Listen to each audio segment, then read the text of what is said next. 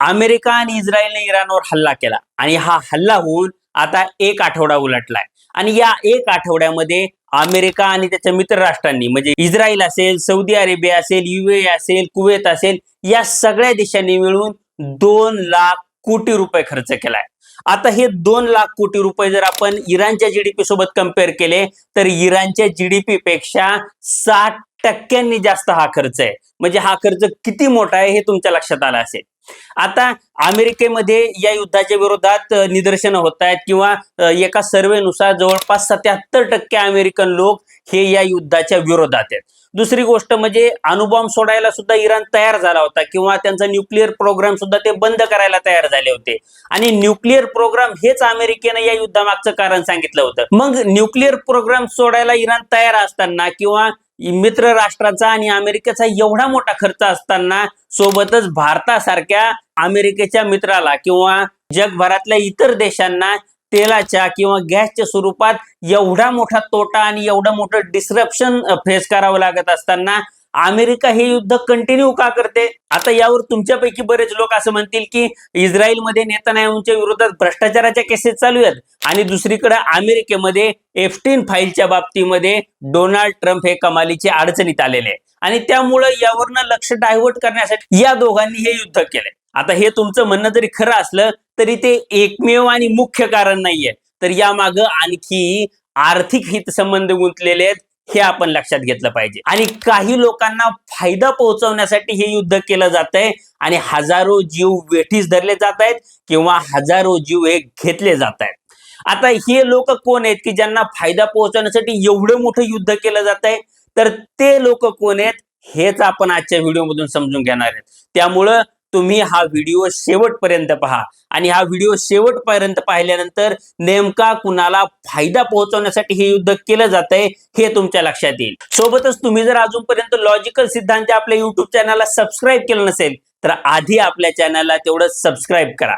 नमस्कार, मी सिद्धांत आणि लॉजिकल सिद्धांत आपल्या युट्यूब चॅनलमध्ये तुमचं अगदी मनपूर्वक स्वागत आहे. इस्रायल आणि अमेरिकेने इराणवर जो हल्ला केला त्याबाबत मी एक बातमी वाचली आणि ती बातमी काय होती तर इराण त्यांचा अणुप्रकल्प म्हणजे अणुबॉम्ब बनवण्याची त्यांची जी मोहीम आहे ती बंद करायला तयार होता. फक्त बॅलिस्टिक मिसाईल बद्दल त्यांचं एकमत होत नव्हतं आणि तेवढ्यात अमेरिकेने हल्ला केला. म्हणजे ज्या अणुप्रकल्पाबद्दल लोक सांगतायत किंवा अमेरिका ज्याच्याबद्दल कांगावा करते तो अणुबॉम्ब बनवण्याचा प्रकल्प इराण बंद करायला तयार होतं.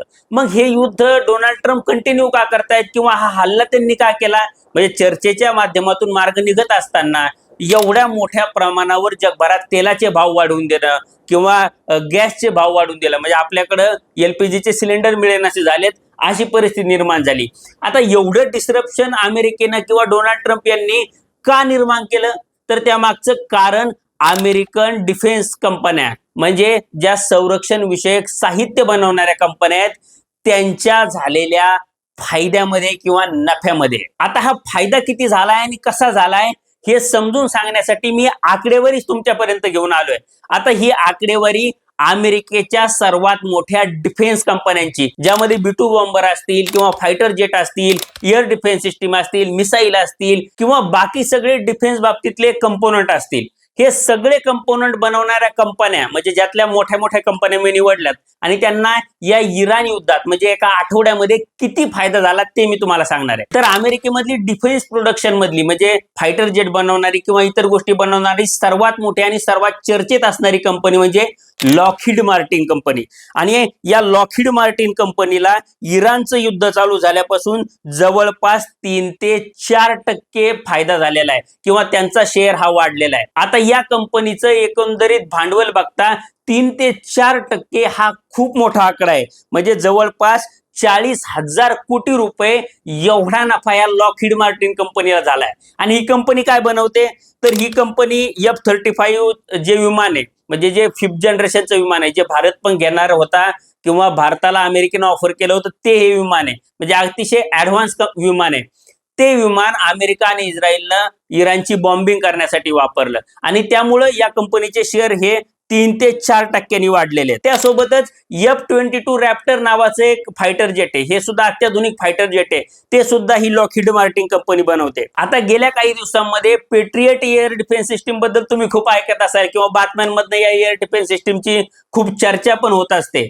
तर या एअर डिफेन्स सिस्टीमचे जे इंटरसेप्ट करणारे मिसाईल्स आहेत, ते मिसाईल बनवण्याची कंपनी सुद्धा या लॉकहीड मार्टिनची आहे.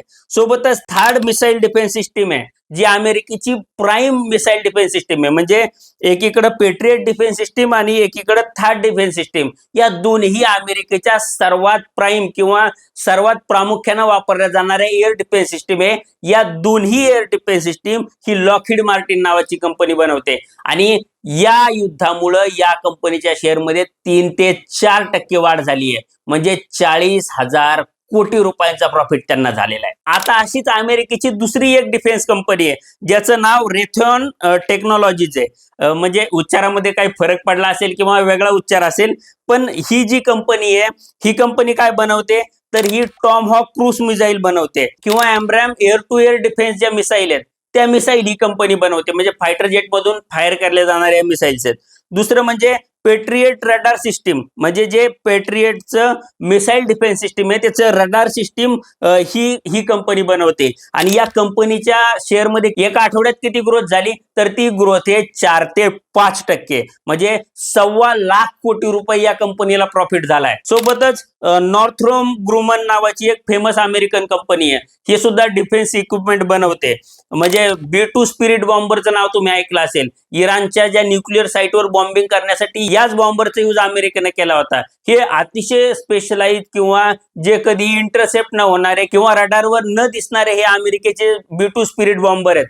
हे बॉम्बर बनवणारी ही कंपनी आहे. सोबतच ऍडव्हान्स ड्रोन आहेत, radar and missile tracking system आहे, या गोष्टी ही कंपनी बनवते. म्हणजे हे सगळं डिफेन्सशी रिलेटेड सामान आहे. या डिफेन्सशी रिलेटेड सामानामध्ये किंवा त्याच्या प्रोडक्शन मध्ये ही कंपनी सुद्धा जगभरात नावाजलेली आहे. आणि या कंपनीला किती फायदा झालाय, तर 5 ते 6%, म्हणजे 50,000 कोटी रुपयांचा फायदा या 8 दिवसांमध्ये झालेला आहे.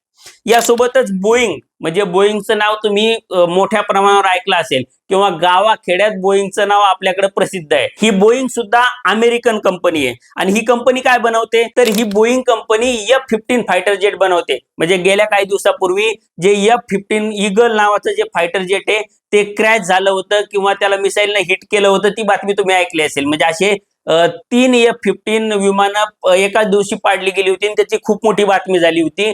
तर हे F-15 नावाचं जे विमान आहे, ती ही बोईंग कंपनी बनवते. किंवा अतिशय अत्याधुनिक मानलं जाणारं F-18 सुपर हॉर्नेट नावाचं जे विमान आहे, ते सुद्धा ही कंपनी बनवते. JDM स्मार्ट बॉम्ब किट जे असतात, त्या स्मार्ट बॉम्ब किट सुद्धा ही कंपनी बनवते. आणि या कंपनीच्या शेअरमध्ये जवळपास 3 ते 4% ग्रोथ झाली. आणि ही ग्रोथ अतिशय मोठी आहे किंवा या कंपन्यांचा पसारा, त्यांची एकंदरीत मार्केट व्हॅल्यू ही खूप मोठी आहे. त्यामुळे 3, 4, 5% म्हणजे हजारो कोटी रुपयांचा प्रॉफिट या कंपन्यांनी आतापर्यंत कमवलेला आहे. आता ही आकडेवारी ऐकल्यानंतर तुमच्यापैकी अनेक जण म्हणतील की अमेरिकेतले जे सामान्य इन्व्हेस्टर आहेत, ते तर रस्त्यावर उतरतायत, ते आंदोलनं करतायत किंवा ते या युद्धाच्या विरोधात बोलतायत किंवा जगभरात, म्हणजे भारताचं मार्केट क्रॅश झालं, कोरियाचं मार्केट क्रॅश झालं किंवा जपानचं मार्केट क्रॅश झालं, एवढे मोठे मार्केट क्रॅश होत असताना फक्त या कंपन्यांना प्रॉफिट का मिळवून दिला जातोय किंवा अमेरिकेतले नागरिक विरोधात असताना सुद्धा हे युद्ध का लढलं जातंय आणि ह्या कंपन्यांना प्रॉफिट का मिळवून दिला जातोय, तर त्याचं साधं कारण आहे. आणि ते कारण म्हणजे या कंपन्यांच्या प्रॉफिट मधून अमेरिकेतल्या राष्ट्राध्यक्षाला असेल किंवा इतर मंत्र्यांना असेल, या लोकांना पर्सेंटेज दिलं जातं किंवा त्यांचं निवडणुकीचं जे कॅम्पेन असतं त्यामध्ये या कंपन्या खर्च करतात. जर तुम्हाला उदाहरण सांगायचं झालं तर अमेरिकेतली जी लॉकहीड मार्टिन नावाची कंपनी आहे, या कंपनीनं डोनाल्ड ट्रम्प यांच्या कॅम्पेनसाठी $2,51,000 एवढा खर्च केलेला आहे. एवढा प्रचंड खर्च किंवा एवढ्या मोठ्या प्रमाणावर देणग्या या सगळ्या कंपन्या या डोनाल्ड ट्रम्प यांच्या पक्षाला किंवा त्यांच्या कॅम्पेनला देत असतात. आणि यातून जो ब्लॅक मधून जो पर्सेंटेजचा कट आहे, तर मिलियन्स आणि बिलियन्स ऑफ डॉलरचे हे व्यवहार आहेत.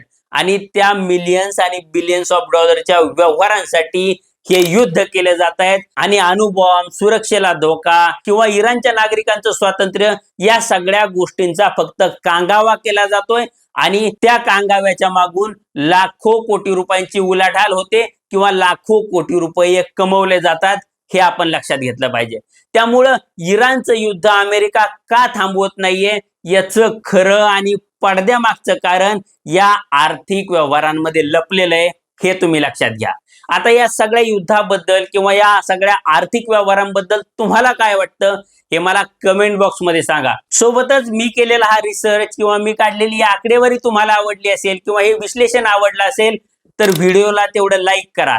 शिवाय तुम्ही जर अजूनपर्यंत लॉजिकल सिद्धांत आपल्या युट्यूब चॅनलला सबस्क्राईब केलं नसेल तर असे रिसर्चफुल व्हिडिओ पाहण्यासाठी आपल्या चॅनलला तेवढं सबस्क्राईब करा. म्हणजे व्हिडिओ बंद होण्याच्या आधी सबस्क्राईबचं बटन दाबा. धन्यवाद.